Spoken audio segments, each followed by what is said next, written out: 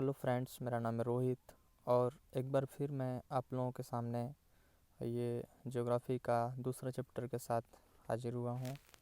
दोस्तों, मैंने पहले चैप्टर में आप लोगों को बताया था हमारे सौरमंडल के बारे में, जिसमें आपको हमने बखूबी अच्छी तरीके से सूर्य के बारे में बताया था और सौरमंडल में जितने भी सिस्टम होते हैं, ग्रह हो गया, उपग्रह हो गया, खगोलीय पिंड, तारे, इन सारी चीज़ों के लिए जो भी इन्फॉर्मेशन दी थी, काफ़ी इम्पॉर्टेंट इन्फॉर्मेशन थी। तो उसी के साथ मेरा पहला चैप्टर ख़त्म हो गया और अभी मैं स्टार्ट करने जा रहा हूँ दूसरा चैप्टर, और इस चैप्टर का नाम है ग्लोब, अक्षांश एवं देशांतर। आपको मैं एक फिगर दिखाना चाहता हूँ। जैसे मैं आपको दिखाना चाहता हूँ, ये फिगर आप देख सकते हैं। तो इस फिगर में मैं आपको दो चीज़ें समझाने की कोशिश कर रहा हूँ कि ये जो रेखा खींची गई है, ये हमारी जो रेखा है वो है अक्षांश, जबकि ये रेखा जो खींची गई है इसको हम कह सकते हैं देशांतर। तो पृथ्वी पर एक जाल सा बिछा हुआ है, अक्षांश रेखाएं और देशांतर रेखाओं का एक जाल बिछा हुआ है। तो आप देख सकते हैं, इसी को हम लोग डिटेल से इस चैप्टर में कवर करने वाले हैं। चलिए वीडियो को स्टार्ट किया जाता है। देखिए, एनसीईआरटी का हम लोग एक एक चीज़ हम लोग इसमें पढ़ने वाले हैं और क्लियरली आप लोगों को ये फाइनली ये चैप्टर पढ़ने के बाद आप लोगों को रियलाइज़ होगा कि हम लोगों ने इस चैप्टर से बहुत कुछ सीखा है। चलिए वीडियो को स्टार्ट किया जाता है। देखिए, इसमें बोल रहा है, पिछले अध्याय में आप पढ़ चुके हैं कि हमारी पृथ्वी गोलाकार नहीं होती है। आप सभी जान रहे हैं कि हमारी पृथ्वी जो होती है वो गोलाकार नहीं है, वो ध्रुवों के पास से थोड़ी सी चपटी होती है। यह उत्तर एवं दक्षिण ध्रुवों पर थोड़ी चपटी तथा मध्य में थोड़ी उभरी हुई होती है। क्या आप कल्पना कर सकते हैं कि यह कैसे दिखती है? इस संबंध में जानकारी प्राप्त करने के लिए आप अपनी सावधानी पूर्वक ग्लोब को देखिए। ग्लोब पृथ्वी का लघु रूप में एक वास्तविक प्रतिरूप होता है। वास्तव में ग्लोब होता क्या है? तो ग्लोब जो है हमारी पृथ्वी का लघु रूप में एक वास्तविक प्रतिरूप होता है। ग्लोब विभिन्न आकार एवं प्रकार के हो सकते हैं, जैसे बड़े ग्लोब जो आसानी से एक स्थान से दूसरे स्थान नहीं ले जाए जा सकते, पॉकेट में रखने योग्य छोटे ग्लोब तथा गुब्बारे जैसे ग्लोब जिनमें हवा भरी जा सकती है। यहाँ पे आपको जैसे देखिए, पृथ्वी के समान किसी गोले पर किसी बिंदु की स्थिति का वर्णन करना कठिन होता है। सही बात है, अगर पृथ्वी पे किसी हम पॉइंट का स्थिति का हम वर्णन करना चाहें तो ये काफ़ी कठिन काम होगा। अब प्रश्न यह उठता है कि इस पर किसी स्थान की स्थिति कैसे बताई जाती है, कैसे बताई जा सकती है हमारे ग्लोब पर। इसके लिए हमें कुछ बिंदुओं एवं रेखाओं के संदर्भ की आवश्यकता होती है। सही बात है, इसके लिए हमें क्या, बिंदुओं और संदर्भ रेखाओं की आवश्यकता होती है। तो आप देखें कि एक सुई ग्लोब में झुकी हुई अवस्था में स्थित होती है। आपको मैं दिखाना चाहता हूँ। जैसे मान लीजिए ये हमारा ग्लोब है, इस ग्लोब में इस तरफ से इस तरफ एक सुई झुकी हुई अवस्था में इसमें दिखाया गया है। दिखाने के लिए मैं बता रहा हूँ, वास्तव में कोई सुई नहीं होता है, वो सिर्फ आपको समझाने के लिए बताया जा रहा है। ग्लोब में झुकी हुई अवस्था में स्थित होती है, जिसे हम क्या कहते हैं, जिसे हम कह सकते हैं ये अक्ष है। ग्लोब पर वे दो बिंदु जिनसे होकर सुई गुजरती है, उत्तर तथा दक्षिण ध्रुव कहलाता है। ये हमारा क्या हो गया, अगर हम इसको देखें तो ये हमारा हो गया उत्तर और ये हमारा हो गया दक्षिण। इसी को कहते हैं उत्तर ध्रुव और दक्षिण ध्रुव। वास्तव में आप समझ सकते हैं कि ये जो हमारा बीच से रेखा खींचा गया है, जैसे ये ग्लोब हो गया, जैसे मान लीजिए ये बताने के लिए ये ग्लोब हो गया और इधर से बीच से खींच दिया हम, तो ये जो बीच वाली रेखा है इसको हम कहेंगे विषुवत रेखा, जबकि ऊपर वाले को उत्तरी गोलार्ध और नीचे वाले को दक्षिणी गोलार्ध के नाम से जाना जाता है। अभी आप लोगों को मैं आगे ये सारी चीज़ें क्लियरली समझाने वाला हूँ।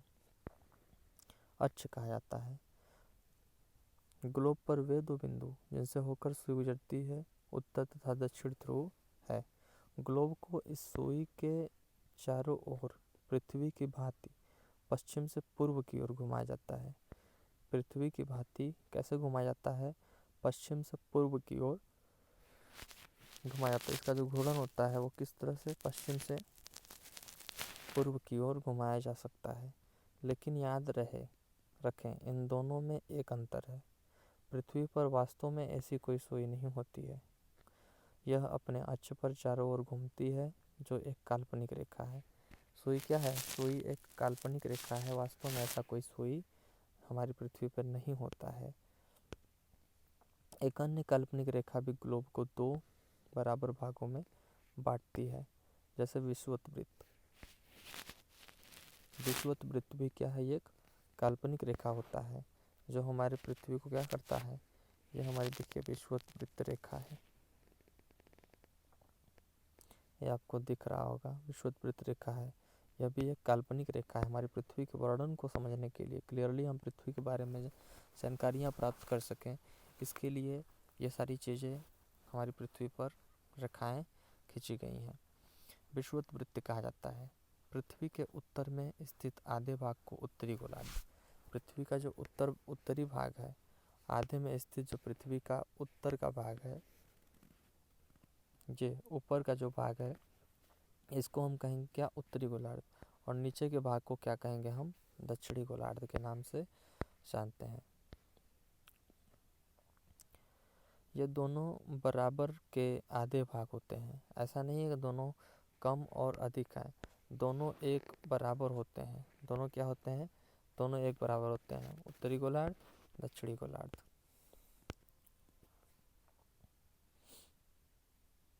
इस प्रकार विषुवत वृत्त पृथ्वी पर एक काल्पनिक वृत्त बनाती है।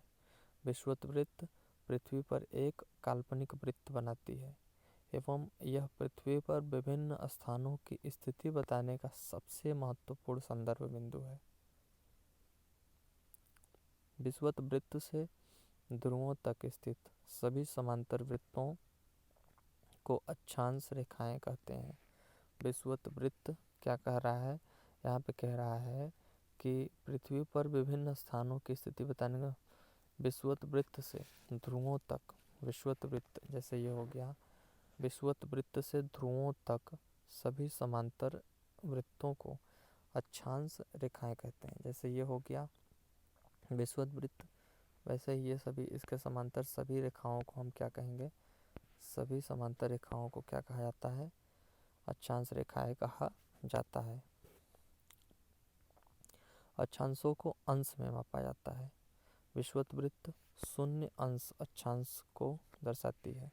हमारी जो विषुवत वृत्त होती है बिल्कुल मध्य से होती है और इसको हम क्या कहते हैं? 0 डिग्री। 0 डिग्री के नाम से जाना जाता है।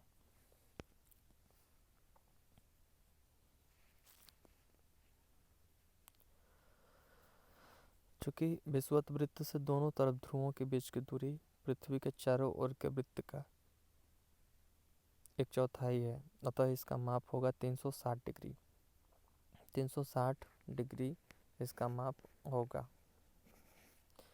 यानी 90 डिग्री 90 अंश। इस प्रकार 90 अंश उत्तर अक्षांश उत्तर ध्रुव को दर्शाता है तथा 90 अंश दक्षिणी अक्षांश को दक्षिण ध्रुव को दर्शाता है। अगर हम 90 डिग्री ऊपर जाएं, 90 डिग्री ऊपर अगर हम जाएं, 90 डिग्री ऊपर जाएं, यहाँ 90 डिग्री ऊपर जाएं, 90 डिग्री तो हमारा उत्तरी गोलार्ध, और 90 डिग्री अगर नीचे आए तो ये हमारा क्या हो गया? दक्षिणी गोलार्ध, या उत्तरी ध्रुव या दक्षिणी ध्रुवों के नाम से जान सकते हैं। इस प्रकार विषुवत वृत्त के उत्तर को, उत्तर की सभी समांतर रेखाओं को उत्तरी अक्षांश कहा जाता है तथा विषुवत वृत्त के दक्षिण स्थित सभी समांतर रेखाओं को दक्षिणी अक्षांश कहा जाता है।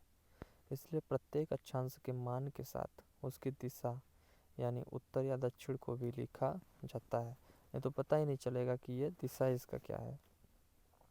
सामान्यतः उसे उत्तर उ या द अक्षर से व्यक्त किया जाता है। उदाहरण के लिए अगर देखा जाए तो महाराष्ट्र में चंद्रपुर एवं ब्राज़ील में बेलो होरिजोंटे दोनों एक ही अक्षांश पे है, दोनों एक ही अक्षांश 20 डिग्री अक्षांश अंश पर स्थित है, लेकिन चंद्रपुर विषुवत वृत्त के 20 डिग्री अंश उत्तर में एवं बेलो होरिजोंटो विषुवत वृत्त के 20 डिग्री अंश दक्षिण में स्थित है।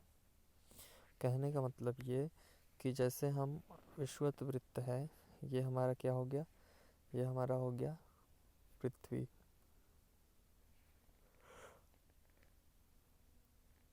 इस पर अगर हम ये विषुवत रेखा खींच देते हैं और नीचे ये रेखाएं हैं, तो कहने का मतलब ये हमारा क्या हो गया, उत्तरी अक्षांश हो गया, और ये हमारा क्या हो गया, दक्षिणी अक्षांश हो गया।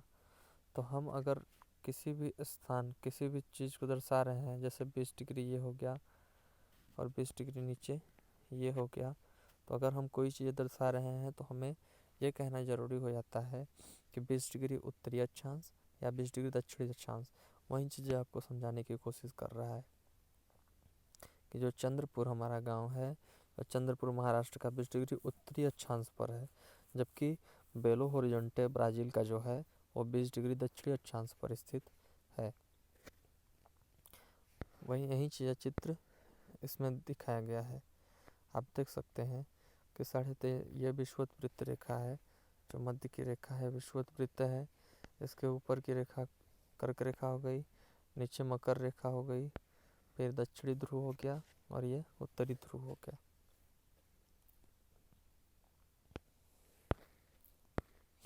महत्वपूर्ण अक्षांश समांतर रेखाएं। विषुवत वृत्त की जो अक्षांश होती है वो 0 डिग्री अक्षांश होती है। 0 डिग्री अक्षांश को हम क्या कहते हैं, विषुवत वृत्त कहते हैं। जबकि उत्तरी ध्रुव 90 डिग्री उत्तर में अगर हम जाएंगे, 90 डिग्री उत्तर में जाएंगे अक्षांश में, तो उसको कहेंगे हम उत्तर ध्रुव, और जबकि 90 डिग्री दक्षिण में जाएंगे तो दक्षिणी अक्षांश कहा जाता है। इसके अतिरिक्त 4 महत्वपूर्ण अक्षांश रेखाएं और भी हैं, आप देख सकते हैं। उत्तरी गोलार्ध में कर्क रेखा 23.5 डिग्री कर्क रेखा होती है, और 23.5 डिग्री अगर उत्तर में जाएंगे 23.5 डिग्री विषुवत वृत्त के 23.5 डिग्री उत्तर में जाने पर कर्क रेखा 23.5 डिग्री, दक्षिण में 23.5 डिग्री जाएंगे तो मकर रेखा। विषुवत वृत्त के 66.5 डिग्री उत्तर में विषुवत वृत्त के 66.5 डिग्री उत्तर में उत्तर ध्रुव वृत्त, विषुवत रेखा 66.5 डिग्री दक्षिण में दक्षिण ध्रुव वृत्त कहा जाता है। पृथ्वी के ताप कटिबंध।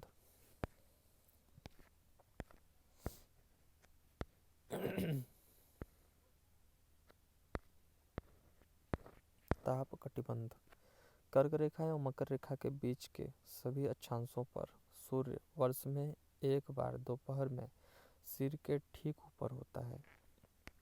कहने का मतलब ये कि ये विषुवत वृत्त है, कर्क रेखा है और ये मकर रेखा है। तो इनके बीच की बात बता रहा है कि सूर्य जो होता है, हमारा जो सूर्य होता है सूर्य इनके बीच कर्क रेखा एवं मकर रेखा के बीच के सभी अक्षांशों पर सूर्य वर्ष में एक बार दोपहर में सिर के ठीक ऊपर होता है, इसलिए इस क्षेत्र में सबसे अधिक ऊष्मा प्राप्त होती है और इस उष्णकटिबंध कहते हैं। इसे क्या कहा जाता है, उष्णकटिबंध के नाम से जाना जाता है। कर्क रेखा तथा मकर रेखा के बाद किसी भी अक्षांश पर दोपहर का सूर्य कभी भी सिर के ऊपर नहीं होता। ध्रुव की तरफ सूर्य की किरणें तिरछी होती हैं। जो ध्रुव होते हैं, जैसे ध्रुव होते हैं, जो ऊपर वाला भाग जो ध्रुव होता है, यहाँ पर सूर्य की किरणें किस तरीके से तिरछी पड़ती हैं, जबकि बीच वाले भाग जो कर्क रेखा और मकर रेखा के बीच उष्णकटिबंध वाला भाग है उसमें सूर्य एक बार साल में ज़रूर दोपहर का सूर्य ठीक सिर के ऊपर होता है।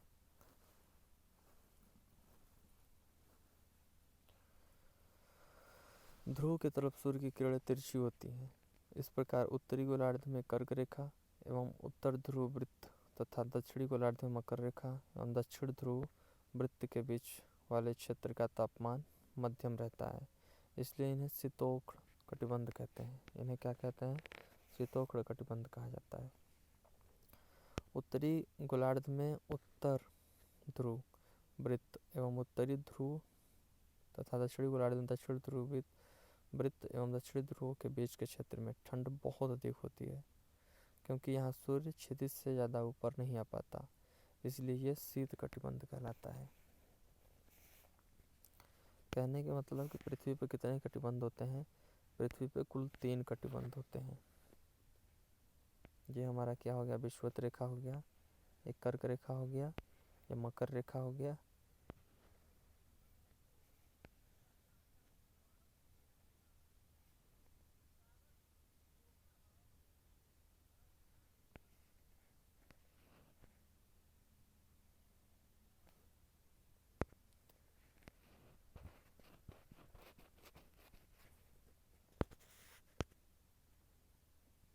यहाँ भी आप देख सकते हैं कि जैसे ये विषुवत रेखा, कर्क रेखा, मकर रेखा और ऊपर शीत कटिबंध वाला क्षेत्र है। तो ये जो भाग है ये इसको क्या कहेंगे? हम इसको कहेंगे उष्ण कटिबंध, क्योंकि सूर्य की किरणें यहाँ बिल्कुल सीधे पड़ती हैं। और थोड़ा सा नीचे अगर जाएंगे तो ये वाला जो भाग है कर्क रेखा और मकर रेखा के ऊपर अगर थोड़ा सा और उत्तरी ध्रुव में दक्षिणी ध्रुव में जाते हैं तो ये क्या कहलाता है? ये कहलाता है शीतोष्ण कटिबंध। ये कहलाता है शीतोष्ण कटिबंध। और ऊपर आते हैं ठंड जहाँ बहुत अधिक पड़ती है, वहाँ पे सूर्य की किरणें कभी नहीं पहुँचती, उसे कहेंगे शीत कटिबंध। देशांतर क्या है ये आगे वाले हम चैप्टर में पढ़ेंगे, आगे वाले वीडियो में पढ़ेंगे, क्योंकि वीडियो बहुत अधिक लंबी हो जाने के कारण आप लोगों को ज़्यादा प्रॉब्लम क्रिएट करना पड़ता है। इसलिए आप सभी को मैं कल एक और नए वीडियो के माध्यम से इसे समाप्त कर दूंगा। तब तक के लिए आप लोगों को all the best. Thank you very much. Bye, good night.